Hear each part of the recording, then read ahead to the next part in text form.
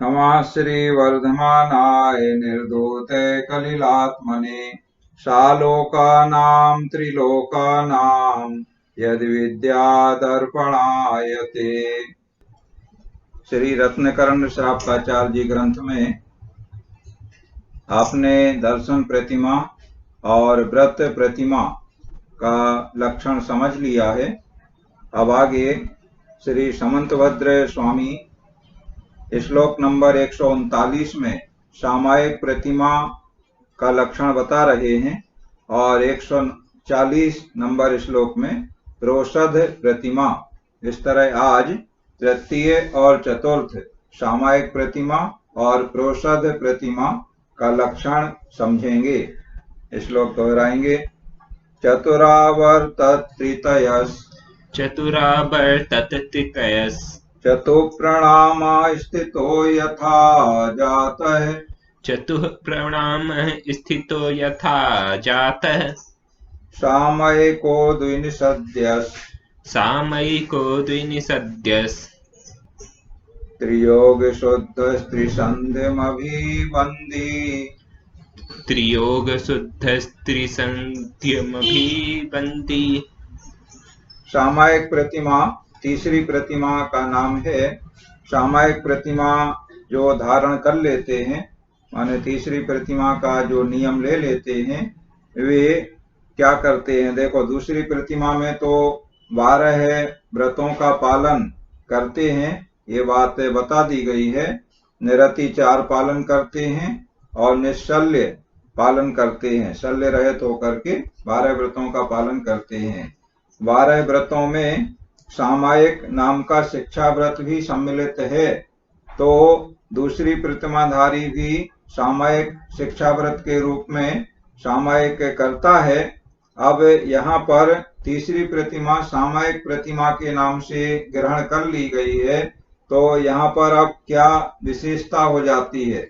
देखो, सामायिक शिक्षा व्रत में जब वर्णन पढ़ा था तो उसमें ये बात आई थी कि वह दोनों समय माने दोनों संध्याओं में सामायिक करता है। अब यहाँ पर सामायिक प्रतिमा धारण कर ली है, तो यहाँ पर क्या आ रहा है? त्रिसंध्यमभिवन्ति, माने तीनों संध्याओं में सामायिक करना। किस प्रकार से करना, ये बात बताई जा रही है। तो चतुरावर्तत त्रितयस्, माने चतुरावर्त चारों दिशाओं में, त्रितयस् 3-3 आवर्त करने वाला। सामायिक की विधि इसमें बताई जा रही है कि किस प्रकार से सामायिक प्रारंभ करते हैं।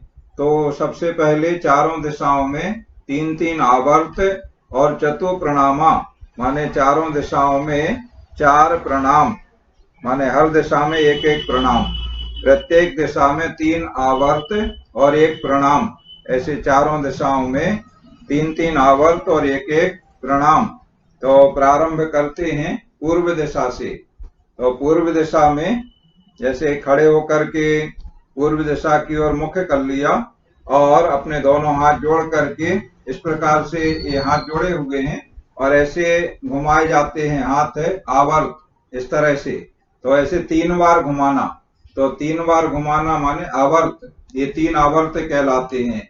और 3 आवर्त करने के बाद फिर ऐसे मस्तक झुका करके ऐसा प्रणाम करते हैं, तो ये 1 प्रणाम हो गया। ऐसे पूर्व दिशा में 3 आवर्त किए, 1 प्रणाम किया।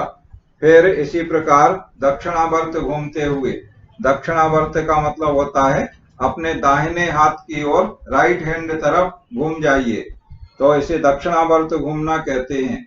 तो दक्षिण दिशा आ जाएगी, दाहिने हाथ की ओर घूमेंगे। तो इसी तरह दक्षिण दिशा में 3 आवर्त इस प्रकार घुमा करके करेंगे 3 बार, और इस तरह से मस्तक झुका करके नमस्कार करेंगे। तो दक्षिण दिशा के बाद फिर एक बार अपने दाहिने हाथ की ओर घूम जाएं, तो पश्चिम दिशा आ जाएगी। तो पश्चिम दिशा में भी 3 आवर्त करेंगे और 1 बार प्रणाम करेंगे। फिर अपने दाहिने हाथ की ओर घूम जाएंगे, तो उत्तर दिशा की ओर आपका चेहरा हो जाएगा, माने आप उत्तर दिशा को देख रहे होंगे। तो इसी तरह उत्तर दिशा में भी 3 आवर्त करेंगे और 1 बार प्रणाम करेंगे। प्रणाम करने को शिरोनति कहा जाता है। तो 3 आवर्त और 1 शिरोन्नति हर दिशा में करना होते हैं सामयिक के प्रारंभ में।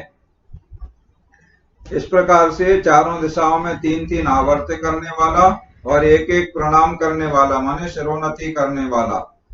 और यथाजात है, यथाजात माने जैसे मुनि होते हैं, श्रमण होते हैं, तो कैसे होते हैं? आभ्यंतर और बाह्य परिग्रह से रहित होते हैं, निर्विकार बालकवत निर्भय। जैसे छोटे बच्चे होते हैं तो उन्हें किसी प्रकार का विकार नहीं होता है और किसी प्रकार की चाह उनकी विशेष नहीं होती है। कपड़े पहने हैं तो भी ठीक है, नहीं पहने हैं तो भी कहीं भी बाहर निकल जाएंगे, कोई भी आए उन्हें किसी प्रकार का कोई विकार आदि नहीं होता है। तो वो ऐसे ही दिगंबर जो मुनि हैं, बाह्य और अभ्यंतर परिग्रह से रहित मुनि हैं, वो भी निर्विकार होते हैं और यथाजात कहलाते हैं। यथाजात माने जैसा जन्म होता है बच्चा, तो वह जिस प्रकार से दिगंबर होता है उसी प्रकार से उसे सारे परिग्रहों से रहित मुनि के समान।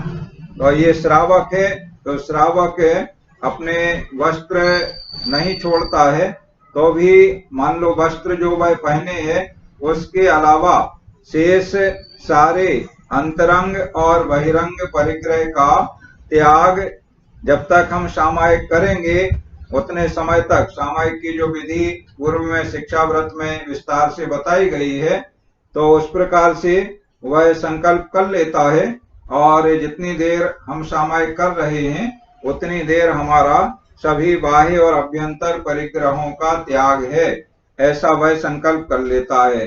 तो उसे यथाजात मुनि के समान कहते हैं।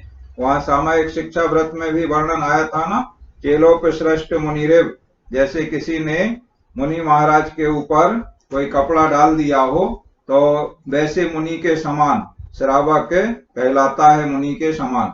तो यहाँ पर भी वही बात है, यथाजात माने अभ्यंतर और बाह्य परिग्रह रहित मुनि के समान स्थिता माने स्थित होकर। और दुई निषद्या, निषद्या कहलाता है आसन। तो 2 प्रकार के आसन से सामायिक की जा सकती है। एक होता है खड़गासन, खड़े होकर के दोनों हाथ ऐसे लटका लेते हैं जैसे भगवान की खड़गासन मुद्रा हम देखते हैं। और दूसरा होता है पद्मासन, जैसे भगवान की बैठे हुए भगवान की मुद्रा हम देखते हैं, मूर्ति देखते हैं। ऐसे इन दोनों आसन में से कोई से भी आसन से सामायिक की जा सकती है। तो द्वि निषद्या माने खड़गासन या पद्मासन से स्थित होने वाला। और त्रियोग शुद्ध, त्रियोग माने मन वचन और काय, इन तीनों योगों को शुद्ध रखता हुआ, मन वचन काय की शुद्धि पूर्वक। और कब कब करना है? तो त्रिसंध्यम, त्रिसंध्यम माने तीनों संध्याओं में। तीनों संध्याओं से आशय यहाँ पर है सुबह, दोपहर और शाम। सुबह सूर्योदय जब होता है तो वह संध्या वेला कहलाती है। इसी तरह शाम को जब सूर्यास्त होता है तो वह भी संध्या वेला कहलाती है। और दोपहर में 12 बजे जब सूर्य मध्य में होता है, अपने सिर के ऊपर होता है प्रायः, तो वह समय तीसरी संध्या वेला कहलाती है दिन की। तो इस तरह से त्रिसंध्यम माने सुबह, दोपहर और शाम को तीनों समय अभिबंधी माने सामायिक करने वाला सामयिका, सामायिक प्रतिमाधारी कहलाता है। इतनी विशेषताएं यहाँ पर आ गई। और सामायिक के काल की बात यहाँ पर अलग से नहीं ली है, पहले जब सामायिक शिक्षा व्रत में वर्णन आ गया था तो ये श्रावक है। और सामायिक के 3 समय की अपेक्षा से हमने आपको भेद बताए थे।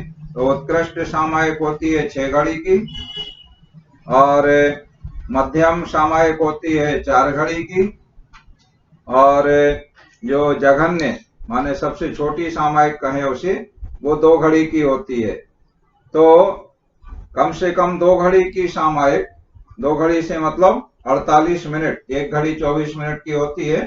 तो इस प्रकार से संध्या बेला में सूर्यास्त के पहले से 1 घड़ी पहले से सामायिक शुरू कर दे और 1 घड़ी बाद तक सामायिक पूर्ण करे। इस तरह 2 घड़ी हो जाएंगी। इसी तरह प्रातः काल सूर्योदय के पहले शुरू कर दे और सूर्योदय के बाद 1 घड़ी तक करे। इसी तरह मध्याह्न काल में 12 बजे प्राय मध्याह्न मानते हैं। वैसे थोड़ा दिन के हिसाब से या ऋतुओं के हिसाब से अंतर आता है। ठीक 12 बजे मध्याह्न नहीं होता है, कभी थोड़ा पहले होता है, कभी थोड़ा बाद में होता है। सर्दी गर्मी आदि के अनुसार दिन छोटे बड़े होते हैं, तो उस हिसाब से थोड़ा अंतर आ जाता है। तो मोटे रूप में अपन 12 बजे मान लें, तो 12 बजे के पहले 1 घड़ी पहले से सामायिक शुरू कर दे और 1 घड़ी बाद तक सामायिक उसकी हो। इस प्रकार से इतनी विशेषताओं से सहित या इतनी विधि से सहित प्रतिदिन सामायिक करने वाला सामायिक प्रतिमाधारी कहलाता है। अब देखो अंतर क्या आया सामायिक शिक्षा व्रत में और सामायिक प्रतिमा में। सामायिक शिक्षा व्रत में सामायिक 2 घड़ी की करते हैं और कभी कभी नहीं भी करते हैं, इससे कम भी कर लेते हैं, जल्दी है। और दूसरी बात, दोपहर की सामायिक का विधान सामायिक शिक्षा व्रत में नहीं है। सामायिक शिक्षा व्रत वाला सामायिक करने का अभ्यास करता है, तो वह मुनि बनने की शिक्षा जिससे मिलती है वो शिक्षा व्रत कहलाते हैं, तो उसका वह अभ्यासी होता है। तो अभ्यास के रूप में वहां पर सामायिक की जाती है और यहाँ पर नियम से अनिवार्यतः और विधि पूर्वक सामायिक करना जरूरी है, तब वह सामायिक प्रतिमाधारी कहलाएगा। इस प्रकार से सामायिक प्रतिमा का लक्षण यहाँ पर बताया गया है। श्लोक दोहराते हैं। हेलो चतुरावर्त त्रितयस् हेलो चतुप्रणामा स्थितो यथा जात सामयिको द्विनिषद्यस् त्रियोग शुद्ध त्रिसंध्यमभिवंदी। और अब आगे श्लोक नंबर 140 में चौथी प्रतिमा प्रोषध प्रतिमा का लक्षण बताया जा रहा है। श्लोक दोहराएंगे। पर्वदिनेषु चतुर्ष्वपि पर्वदिनेषु चतुर्ष्वपि मासे मासे स्वशक्तिमणि गुह्य मासे मासे सुशक्तिमणि गुह्य प्रोषध नियम विधायि प्रोषधनियम विधायि प्रणधि पर प्रोषधानसनः प्रणधि पर प्रोषधानसनः। देखो जिस तरह शिक्षा व्रत में सामायिक भी आया है, उसी प्रकार शिक्षा व्रत में प्रोषद उपवास भी आया है। प्रोषद उपवास, तो यहाँ चौथी प्रतिमा में प्रोषद प्रतिमा का मतलब वही है जो प्रोषद उपवास पहले 12 व्रतों में वर्णन कर चुके हैं। देखो अंतर क्या आता है, इसको यहाँ पर समझ लेंगे अच्छे से। पर्व दिनेषु चतुर्ष्वपि, पर्व के जो दिन होते हैं मासे मासे माने हर महीने में, वो 4 दिन होते हैं एक महीने में, 2 अष्टमी और 2 चतुर्दशी। ये शाश्वत पर्व कहलाते हैं। तो मासे मासे चतुर्षु पर्व दिनेषु माने हर महीने के 4 पर्वों में, अर्थात दोनों अष्टमी और दोनों चतुर्दशियों में स्वशक्तिम माने अपनी शक्ति को, अनिगुह्य माने नहीं छिपाकर, अपनी शक्ति को नहीं छिपाकर, प्रणधि परा माने धर्म ध्यान में तत्पर होता हुआ, प्रोषधानसना प्रोषद उपवास करता है। शिक्षा व्रत। हाँ, उसे प्रोषद नियम विधायी माने प्रोषद प्रतिमाधारी कहते हैं, जो हर महीने की 4 पर्व तिथियों में माने दोनों अष्टमी और दोनों चतुर्दशियों में अपनी शक्ति को नहीं छिपाकर धर्म ध्यान में तत्पर होता हुआ प्रोषद उपवास करता है, उसे प्रोषद प्रतिमाधारी कहते हैं। यह चतुर्थ प्रतिमाधारी कहलाता है, प्रोषद प्रतिमा का पालन करने वाला। तो वहां पर प्रोषद उपवास शिक्षा व्रत में भी यही बात आई थी कि पर्व के दिनों में वह प्रोषद उपवास माने चारों प्रकार के आहार का त्याग करे। प्रोषद और उपवास को अलग अलग बताया गया था। प्रोषद कहलाता है एकासन माने एक बार भोजन करना, और उपवास कहलाता है चारों प्रकार के आहार का त्याग। तो प्रोषद पूर्वक उपवास करना माने एक दिन पहले प्रोषद करना, एकासन करना, फिर पर्व के दिन में उपवास करना, फिर उसके आगे आने वाला दिन उस दिन पुनः एकासन करना। इस तरह प्रोषद उपवास पूर्ण होता है। तो उसे चौथी प्रतिमाधारी को अनिवार्य रूप से प्रोषद उपवास करना है। प्रोषद शिक्षा व्रत में अनिवार्य रूप से प्रोषद उपवास नहीं करते हैं। कोई अपनी शक्ति के अनुसार एकासन कर लेते हैं, कोई उपवास कर लेते हैं, और कोई प्रोषद उपवास की जैसी विधि है उस प्रकार से कर लेते हैं। और यहाँ पर अनिवार्य रूप से प्रोषद उपवास जिस प्रकार से विधि वर्णन की गई है उसी प्रकार से करना है। ये चौथी प्रतिमा में और ज्यादा दृढ़ता आ जाती है, माने एक एक पद आगे बढ़ता जा रहा है, तो दृढ़ता पूर्वक अपनी शक्ति को नहीं छिपाते हुए वह प्रोषद प्रतिमा का पालन करता है, प्रोषद उपवास को करता है। इस प्रकार से तीसरी प्रतिमा में सामायिक तीनों काल में करने का नियम लेता है, संकल्प लेता है और करता है विधि पूर्वक। और प्रोषद प्रतिमा चौथी प्रतिमा में प्रोषद उपवास विधि पूर्वक और अपनी शक्ति को नहीं छिपाकर और धर्म ध्यान में तत्पर होता हुआ वहां पर प्रोषद उपवास की विधि बताई थी। उसमें किस प्रकार से अपना सारा दिन व्यतीत करे, किस प्रकार से रात्रि भी जागरण करके व्यतीत करे, अल्प समय अगर सोता है तो वह भी धर्म का चिंतन करे। इस प्रकार से उस विधि पूर्वक प्रोषद उपवास करना प्रोषद प्रतिमा कहलाता है। श्लोक दोहराते हैं। पर्व दिनेषु चतुर्ष्वपि मासे मासे स्वशक्ति मणि गुह्ये प्रोषद नियम विधायी प्रणधि परा प्रोषधानशनये।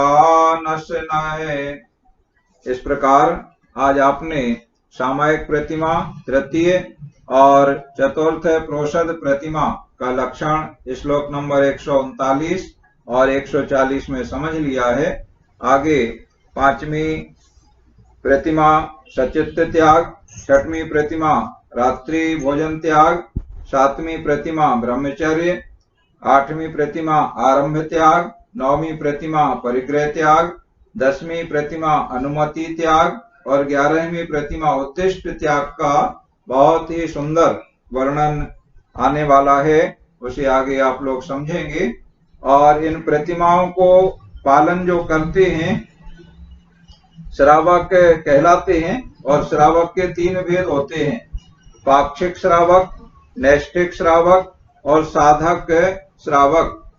तो जो प्रतिमाधारी नहीं है उन्हें पाक्षिक श्रावक कहते हैं, या जो दर्शन प्रतिमाधारी हैं वो भी पाक्षिक श्रावक की श्रेणी में आते हैं। और दूसरी प्रतिमा से 11वीं प्रतिमा तक पालन करने वाले वो नैष्ठिक श्रावक कहलाते हैं। नैष्ठिक माने निष्ठावान और पाक्षिक माने जो जिन धर्म या जिनेन्द्र देव के अनुसार अपने प्रवृत्ति को करने वाले हैं, या ऐसे कहें कि हम जिनेन्द्र देव के पक्ष के हैं। पक्ष से मतलब जैसे पार्टी वगैरह होती है, समूह होते हैं, तो उसके अनुयायी कोई एक नेता होता है और उस नेता के बहुत सारे लोग अनुयायी होते हैं। तो वे सारे अनुयायी, तो यहाँ पर जिनेन्द्र देव वर्तमान शासन नायक की अपेक्षा भगवान महावीर स्वामी हमारे नेता हैं, और हम सब भगवान महावीर स्वामी के पक्ष वाले या उनके अनुयायी या उनको मानने वाले श्रावक हैं। तो हम सभी जो प्रतिमाधारी नहीं है वे पाक्षिक श्रावक कहलाते हैं। तो नेता जैसा आदेश करता है वैसा ही जो फॉलोअर उनके हैं वो उसी दिशा में चलते हैं, या नेता के कदमों के पीछे पीछे पद चिन्हों पर चलते हैं।